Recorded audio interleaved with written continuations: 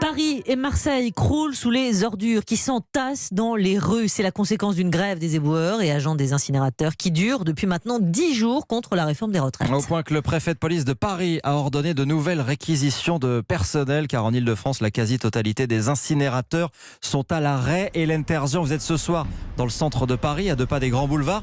Le paysage, ce sont des ordures qui s'amoncellent. Effectivement, dans cette rue très passante, il faut faire attention où l'on marche. Il faut presque zigzaguer entre les poubelles pleines à craquer.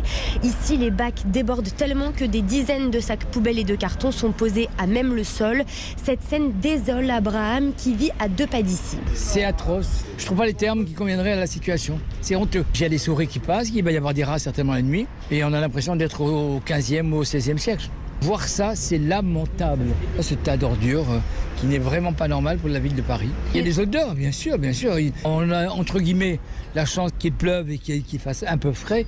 Mais imaginez ça au mois de juin, en juillet. Et son sentiment de dégoût est exacerbé lorsqu'il pointe du doigt les murs de détritus qui vont bientôt cacher les devantures des nombreux commerces de bouche. Cela fait près d'une semaine que les poubelles n'ont pas été ramassées devant le restaurant de Yann. Ça va commencer à devenir pénible, surtout pour les clients en terrasse. Ce week-end, samedi soir. Les clients ont refusé de se mettre en terrasse car ils étaient gênés par les odeurs des poubelles qui stagnent depuis 5-6 jours maintenant. On stocke le maximum dans nos poubelles réfrigérées et on sort vraiment au minimum, et au bout d'un moment il va falloir que ça sorte. On a une capacité limitée. Une situation qui a poussé la ville de Paris à réorganiser ses services de propreté pour assurer un minimum de collecte d'ordures dans les rues de la capitale. Hélène Terzian dans le 2e arrondissement de Paris pour Europe 1.